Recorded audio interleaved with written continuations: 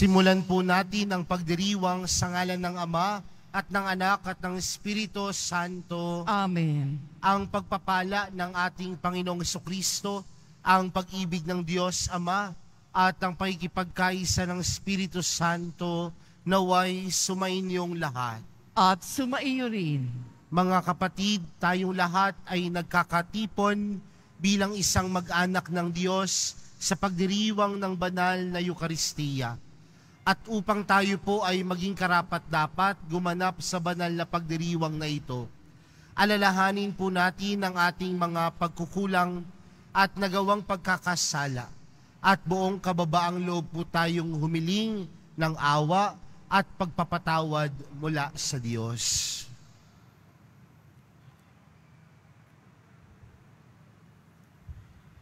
Inaamin ko sa makapangyarihang Diyos at sa inyo mga kapatid na lubha akong nagkasala sa isip, sa salita at sa gawa at sa aking pagkukulang. Kaya sinasamo ko sa mahal na Birheng Maria, sa lahat ng mga anghel at mga banal, at sa inyo mga kapatid na ako'y ipanalangin sa Panginoong ating Diyos. Kaawaan tayo ng makapangyarihang Diyos, patawarin tayo sa ating mga kasalanan at patnubayan tayo sa buhay na walang hanggan. Amen. Panginoon, kaawaan mo kami. Panginoon, kaawaan mo kami. Kristo, kaawaan mo kami. Kristo, kaawaan mo kami. Panginoon, kaawaan mo kami. Panginoon, kaawaan mo kami.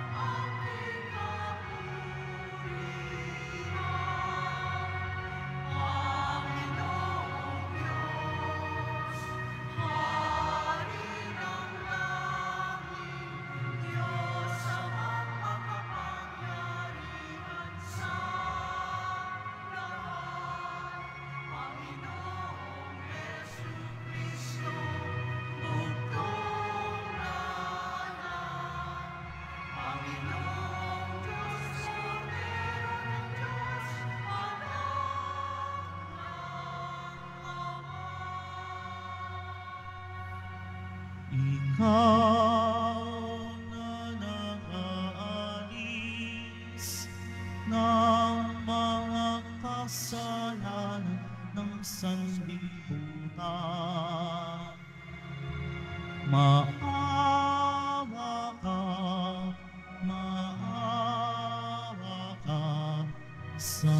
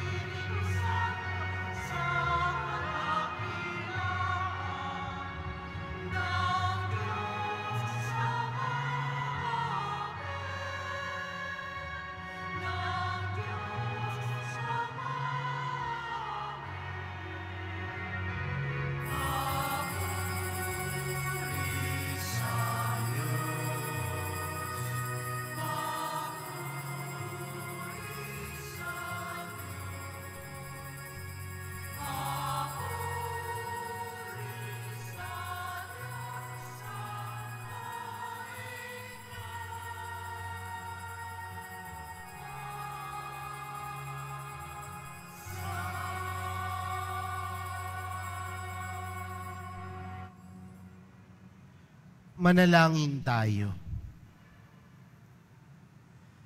Ama naming makapangyarihan, pinawi mo ang kadiliman sa sanlibutan noong dumating ang iyong liwanag sa aming buhay.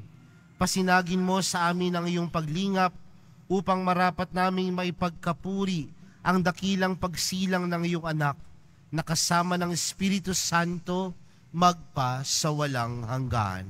Amen. Magsiupo muna ang lahat. Pagbasa mula sa unang sulat ni Apostol San Juan. Minamahal kong mga kapatid, nakatitiyak tayong nakikilala natin ang Diyos kung sinusunod natin ang kanyang mga utos. Ang nagsasabing, nakikilala ko siya, ngunit sumusuway naman sa kanyang mga utos ay sinungaling at wala sa kanya ang katotohanan. Ngunit ang tumutupad sa salita ng Diyos ay umiibig sa kanya ng wagas. Ganito natin nalalamang tayo'y nasa kanya. Ang nagsasabing nananatili siya sa Diyos ay dapat mamuhay tulad ng pagkapamuhay ni Hesukristo. Mga minamahal, hindi isang bagong utos ang isinusulat ko sa inyo, kundi ang dating utos na nasa inyo na sa simula pa. Ito'y ang salitang narinig na ninyo. Gayunpaman, may tuturing na isang bagong utos ang isinusulat ko sa inyo. Bago sapagkat napapawi na ng kadiliman at lumiliwanag na ang tunay na ilaw. Ang katotohanan nito'y nasaksihan sa buhay ni Kristo at nakikita rin sa atin.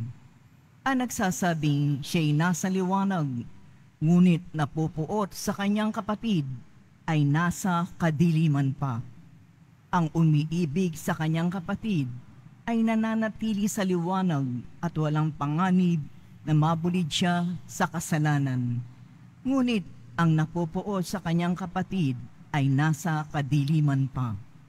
Lumalakad siya sa kadiliman at hindi nalalaman ang kanyang patutunguhan sapagkat binulag siya ng kadiliman.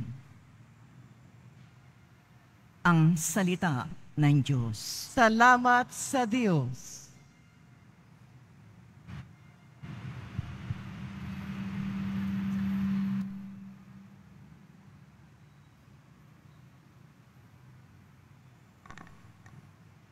Magalak ang kalangitan at daigdig ay magdiwang.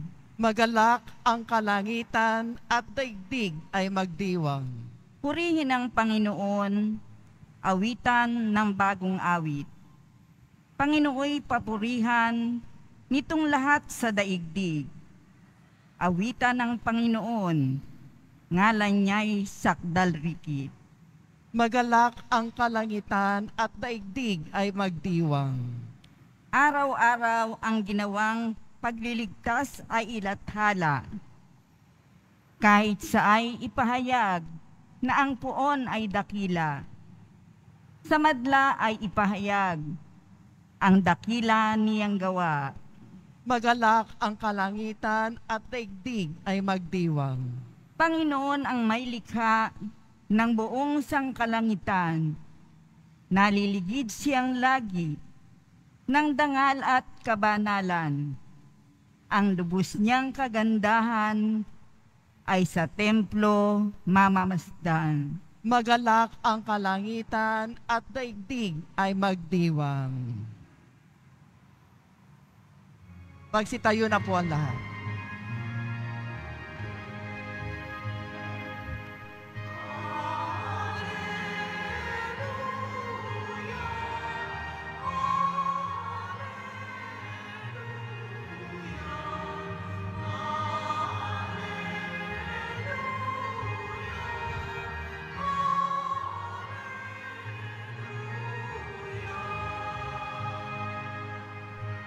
Para sa lahat ng bansa,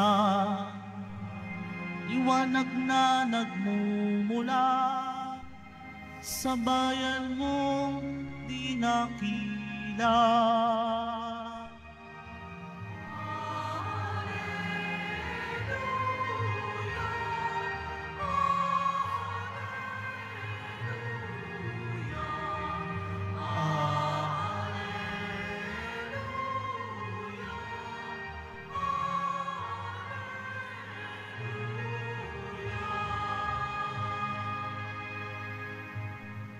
Sumainyo ang Panginoon. At sumaiyo rin. Ang mabuting balita ng Panginoon ayon kay San Lucas. Papuri sa iyo, Panginoon.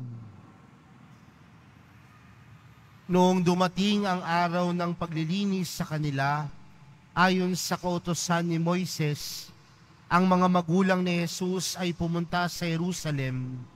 Dala nila ang sanggol upang iharap sa Panginoon, sapagkat ayon sa kautusan, ang bawat panganay na lalaki ay nakatalaga sa Panginoon at naghandog sila ayon sa hinihingi ng kautusan ng Panginoon. Mag-asawang atubato o dalawang inakay na kalapati. May isang tao noon sa Jerusalem, ang pangalay Simeon. Matapat at malapit sa Diyos ang lalaking ito at naghihintay sa katubusan ng Israel. Sumasa kanya ang Espiritu Santo na nagpapahayag sa kanya na hindi siya mamamatay hanggat hindi niya nakikita ang Mesiyas na ipinangako ng Panginoon. Sa patnubay ng Espiritu, pumasok siya sa templo at nang dalhin doon ng kanyang mga magulang ang sanggol na si Jesus upang gawin ang hinihingi ng kautusan, siya'y kinalong ni Simeon. Ito'y nagpuri sa Diyos na ang wika, "Kunin mo na, Panginoon, ang iyong abang alipin ayon sa iyong pangako.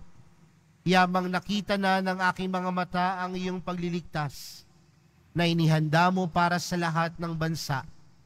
Liwanag itong tatanglaw sa mga hentil at magbibigay karangalan sa iyong bayang Israel." Namangha ang ama't ina ng sanggol dahil sa sinabi ni Simeon tungkol sa kanya. Binasbasan sila ni Simeon at sinabi kay Maria, "Tandaan mo, ang batang ito ay nakatalaga sa ikapapahamak o ikaliligtas ng marami sa Israel. Isang tanda mula sa Diyos, ngunit hahamakin ng marami, kaya't mahahayag ang kanilang iniisip. Dahil dyan, ang puso mo'y para na rin tinarakan ng isang balaraw." Mga kapatid, ang mabuting balita ng Panginoon. Pinupuri ka namin, Panginoong Heso Kristo. Magsiupo muna ang lahat. Magandang gabi po sa inyong lahat. At maligayang Pasko pa rin po para sa ating lahat. Palakpakan po natin ang ating mahal na pong Jesus Nazareno. Mga kapatid, 5 araw makalipas tayong nagdiwang ng Kapaskuhan. Magandang tanungin ang ating mga puso, magandang tanungin ang ating mga sarili, kamusta na ba po ba tayo? Marahil ang sasabihin ng ilan, "Father, puno ng kagalakan ng aking puso, puno ng kagalakan ng aking buhay, naging masaya ang Kapaskuhan." No? Marahil sasabihin ng ilan, "Father, ang Kapaskuhan ko ngayon ay hindi kasing saya nung nakaraang taon." Marahil may kanya-kanya tayong karanasan.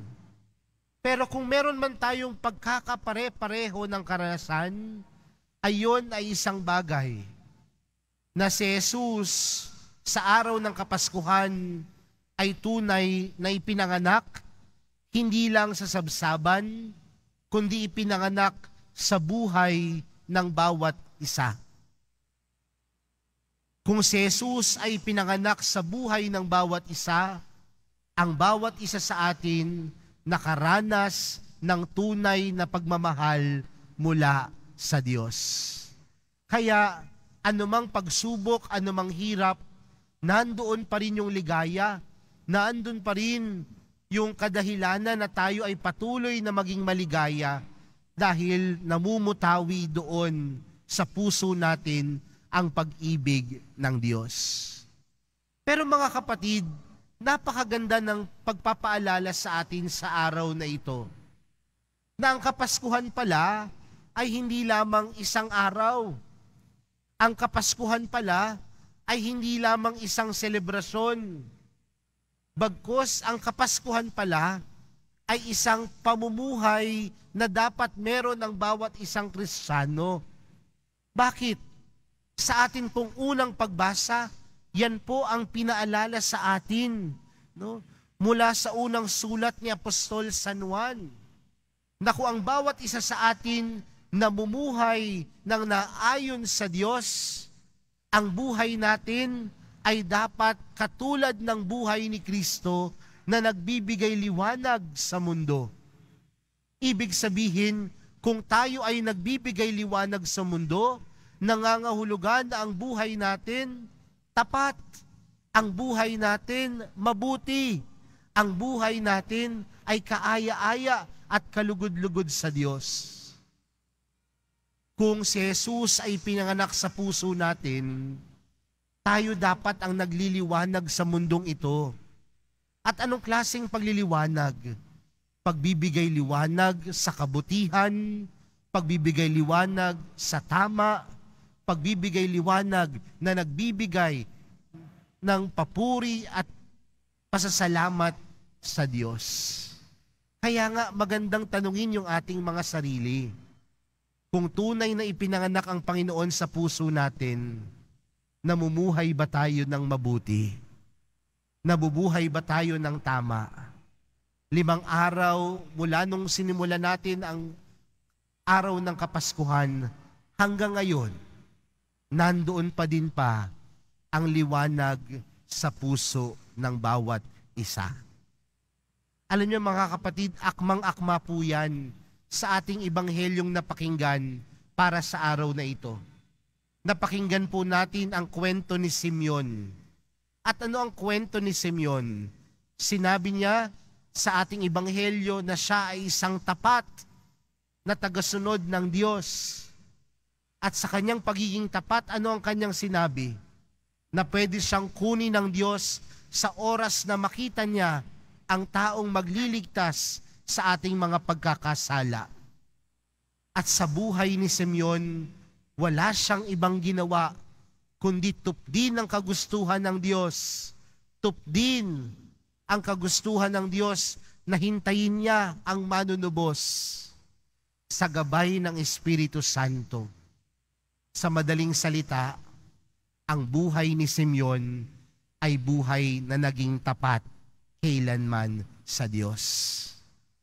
Kaya nga sa bandang dulo ng Ebanghelyo, ano yung kanyang sinabi? Pwede mo nang kunin ang iyong abang alipin dahil handa na siya na mapunta sa Diyos dahil nakita na niya ang taong tutubos sa ating mga pagkakasala. At ano pong pinapaintindi nito sa atin mga kapatid? Kung ang Kapaskuhan ay kapanganakan ni Jesus sa puso ng bawat isa sa atin, nangangahulugan din na ang buhay natin dapat palaging tapat sa Diyos.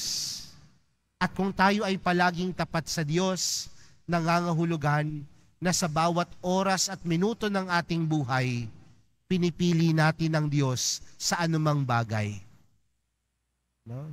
Sa madaling salita, sa Ingles, tinatawag po natin tong consistency.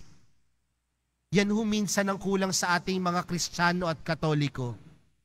Banal tayo kapag magpapasko, mabuti tayo kapag magpapasko, pero makalipas lamang ang pagdiriwang ng Kapaskuhan, babalik na naman tayo sa mga maling pag-uugali natin.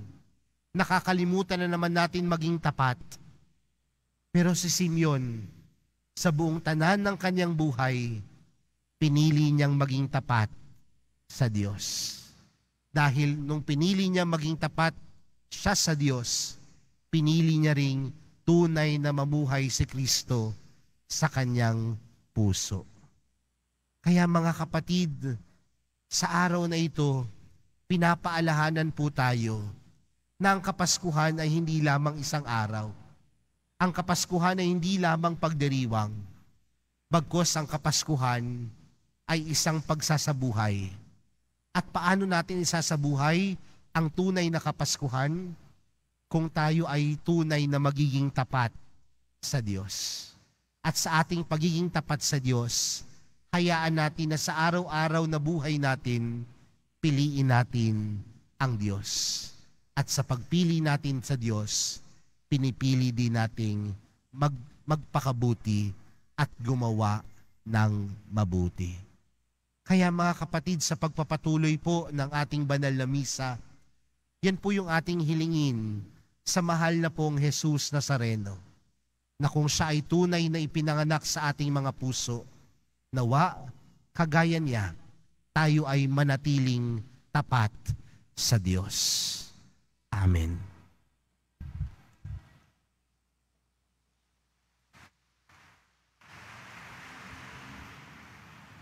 Magsitayo na po ang lahat.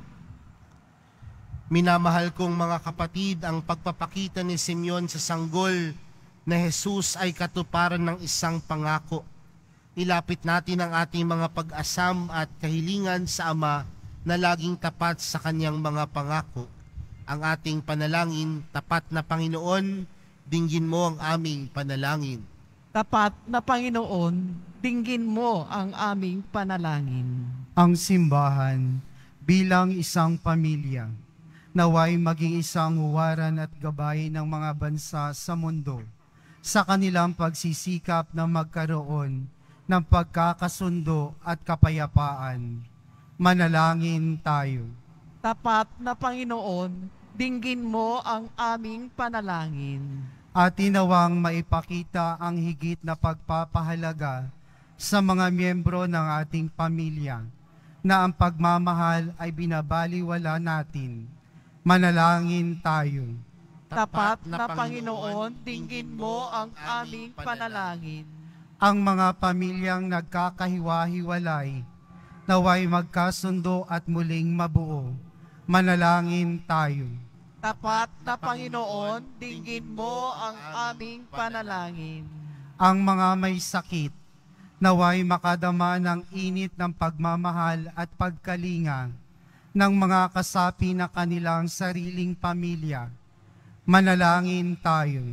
Tapat na Panginoon, dinggin mo ang aming panalangin.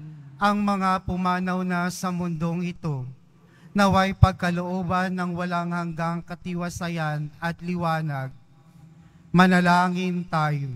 Tapat na Panginoon, dinggin mo ang aming panalangin. Sa katahimikan po ng ating mga puso, ilapit natin sa Diyos ang ating mga pansariling panalangin. Gayon din ang mga taong humiling ng ating mga dasal at lahat na nag-alay ng intensyon para sa misang ito.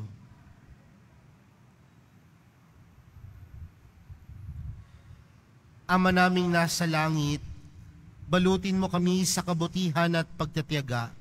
Sa pagpapatuloy ng aming buhay, marapatin mong higit kaming lumago at matularan ng iyong anak. Idinadalangin namin ito sa pamamagitan ni Kristong aming Panginoon. Amen.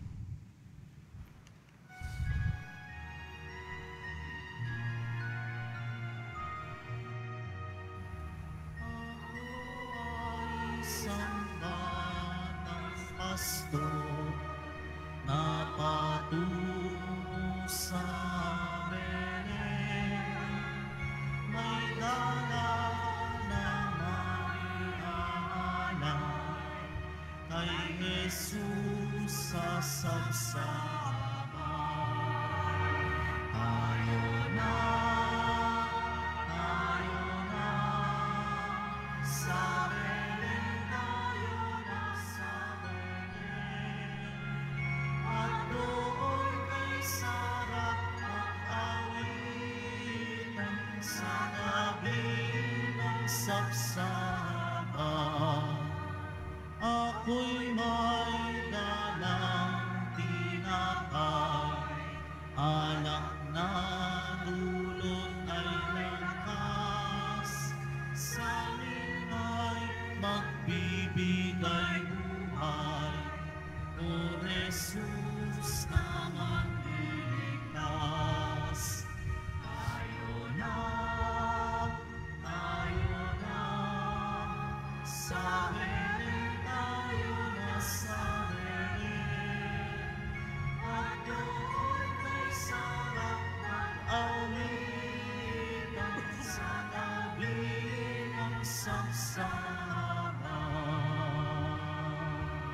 Magsitayo na po ang lahat. Manalangin kayo mga kapatid upang ang paghahain natin ay kalugdan ng Diyos amang makapangyarihan.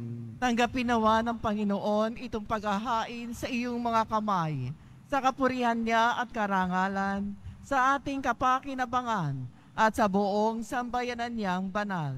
Ama naming lumikha, tanggapin mo ang mga alay upang maganap ang pagpapalitan ng iyong kaloob na handog sa aming paghahain na iyon na ring ibinigay para kami maging marapat na iyong paunlakan sa pamamagitan ni Jesucristo kasama ng Espiritu Santo magpa sa walang hanggan. Amen. Sumainyo ang Panginoon. At sumaiyo rin. Itaas sa Diyos ang inyong puso at diwa. Itinaas na namin sa Panginoon. Pasalamatan natin ang Panginoong ating Diyos. Marapat na siya ay pasalamatan. Ama naming makapangyarihan, tunay ngang marapat na ikaw ay aming pasalamatan sa pamamagitan ni Jesucristo na aming Panginoon. Ang anak mong di na naiibas sa amin ay siyang pumawi sa dilim.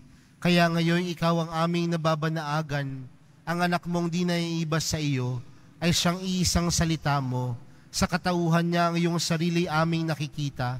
Sa pamamagitan niya ang iyong pag-ibig ay kahali-halina. Kahit ikaw ay lingid sa aming mata. Kaya kaisan ng mga anghel na nagsisiawit ng papuri sa iyo nang walang humpay sa kalangitan, kami nagbubunyi sa iyong kadakilaan.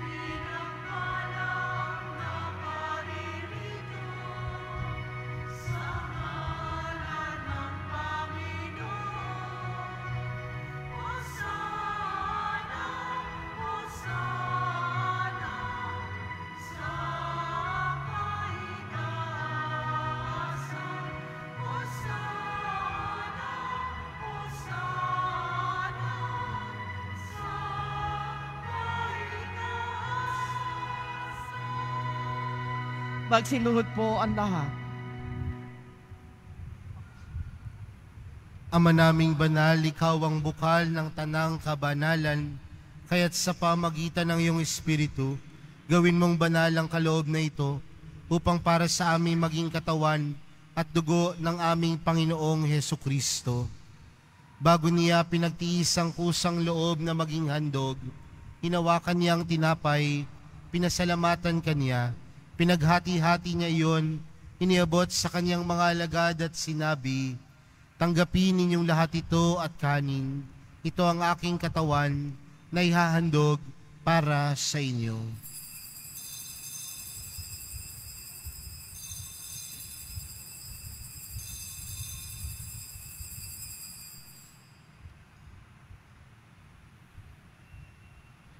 Gayon din naman noong matapos ang hapunan, hinawakan niya ang kalis, muli kanyang pinasalamatan, inabot niya ang kalis sa kanyang mga alagad at sinabi, "Tanggapin ninyong lahat ito at inumin.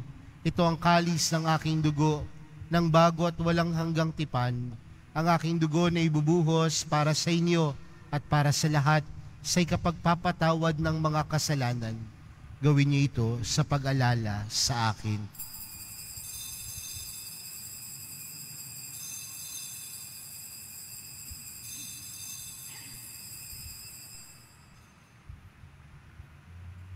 Magsitayo na po ang lahat. Ipagbunyi natin ang misteryo ng pananampalataya. Si Kristo'y namatay, si Kristo'y nabuhay, si Kristo'y babalik sa wakas ng panahon. Ama, ginagawa namin ngayon ang pag-alala sa pagkamatay at muling pagkabuhay ng iyong anak. Kaya't inaalay namin sa iyo ang tinapay na nagbibigay buhay at ang kalis na nagkakaloob ng kaligtasan. Kami nagpapasalamat dahil kami iyong minarapat na tumayo sa harap mo para maglingkod sa iyo. Isinasamo namin kami magsasalo-salo sa katawan at dugo ni Kristo ay mabuklod sa pagkakaisa sa pamagitan ng Espiritu Santo. Ama, lingapin mo ang iyong simbahang laghanap sa buong daigdig. Puspusin mo kami sa pag-ibig. Kaysa ni Francisco na aming Papa at ni Jose na aming Obispo at ng Tanang Kaparian. Alalahanin mo rin ang mga kapatid naming nahimlay nang may pag-asang sila'y muling mabubuhay, gayon din ang lahat ng mga pumanaw. Kaawaan mo sila at patuloyin sa iyong kaliwanagan. Kaawaan mo at pagindapatin kaming lahat na makasalo sa iyong buhay na walang wakas. Kaisa ng mahal na Birheng Maria na ina ng Diyos, ng kabiyak ng puso niyang si San Jose, kaisa ng mga apostol ni San Juan Bautista at ng lahat ng mga banal na namuhay dito sa daigdig ng kalugod-lugod sa iyo, may pagdiwang nawa namin ng pagpupuri sa ikararangal mo sa pamagitan ng iyong anak na aming Panginoong Hesukristo. Sa pamagitan ni Kristo, kasama niya at sa Kanya, ang lahat ng parangal at papuri ay sa iyo, Diyos amang makapangyarihan, kasama ng Espiritu Santo, magpa sa walang hanggan.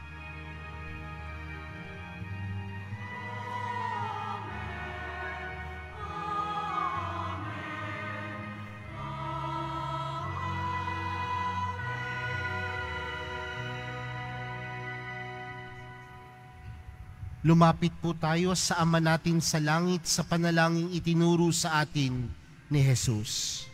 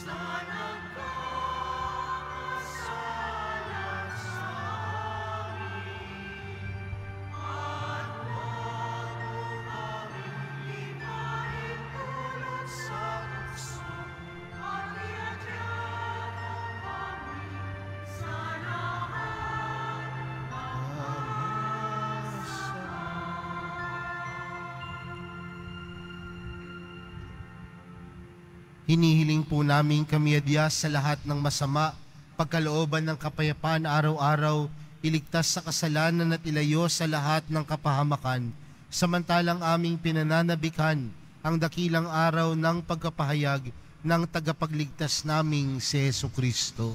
Sapagkat iyo ang kaharian at ang kapangyarihan at ang kapurihan magpakailanman. Amen. Panginoong Hesukristo, sinabi mo sa iyong mga apostol, kapayapaan ang iniiwan ko sa inyo, ang aking kapayapaan ang ibinibigay ko sa inyo. Tunghayan mo ang aming pananampalataya at huwag ang aming pagkakasala. Pagkalooban mo kami ng kapayapaan at pagkakaisa ayon sa iyong kalooban, kasama ng Espiritu Santo, magpa sa walang hanggan. Amen. Ang kapayapaan ng Panginoon ay laging sumainyo. At sumaiyo rin. Magbigayan po kayo ng kapayapaan sa isa't isa.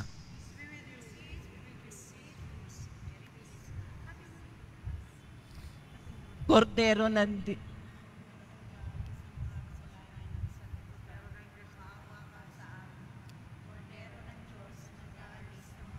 Kordero ng Diyos na nag-aalis ng mga kasalanan ng sanlibutan, maawa ka sa amin. Kordero ng Diyos na nag-aalis ng mga kasalanan ng sanlibutan, maawa ka sa amin. Kordero ng Diyos na nag-aalis ng mga kasalanan ng sanlibutan, ipagkaloob mo sa amin ang kapayapaan. Magsilud po ang lahat.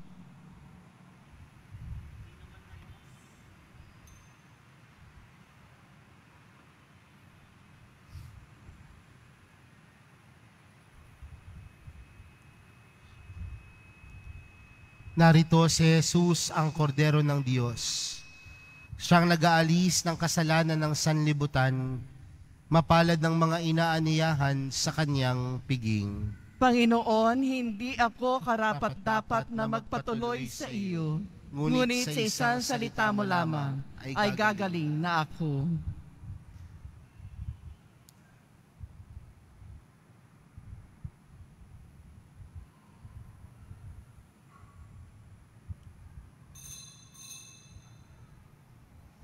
Para sa lahat ng tatanggap ng banal na komunyon, sasagot po tayo ng amen pagkasabi ng pari o ng lay minister ng katawan ni Kristo at isubo agad sa bibig bago umalis sa harapan ng pari o lay minister. Sumunod po tayo. Maraming salamat po.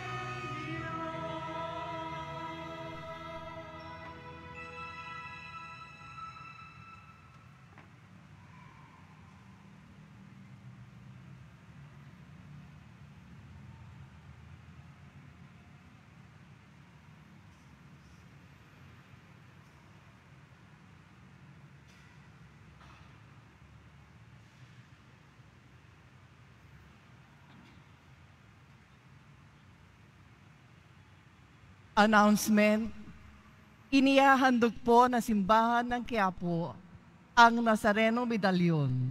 Ito po ay nagkakahalaga ng 20 pesos. Available na rin po ang opisyal na imahen ng Poong Jesus Nazareno. Ang medium size ay nagkakahalaga ng 1,000 pesos at ang large size ay nagkakahalaga ng 2,500 pesos. Ang mga ito po ay mabibili lamang sa ating Parish Finance Office. Ang malilikom po na pondo ay gagamitin sa pagsasaayos ng ating Adoration Chapel at Baptistry. Maraming salamat po. Available pa rin po ang ating official na kalendaryo 2024. Maaari kayong magtungo sa Finance Office. Ang oras ng Finance Office ay ang mga sumusunod. Lunes hanggang Huwebes at Sabado, 8 a.m. to 5 p.m. Biyernes at Linggo, 5 a.m. to 8 p.m. Meron po tayo mga booth na malapit sa BPI Quezon Boulevard entrance at Cardinal Sin Building. Pagkatapos ng misa, wiwisikan po ang lahat ng banal na tubig. Pinakikiusapan ng lahat na manatili lamang muna sa inyong mga lugar. Tanging sa Quezon Boulevard o sa Plaza San Juan lamang ang labasan ng lahat. Sumunod po tayo. Maraming salamat po sa inyong pagdalaw at pagsisimba sa Basilica Minor at Pambansang Dambana ni Jesus Nazareno. Magsitayo na po, ano. Manalangin tayo.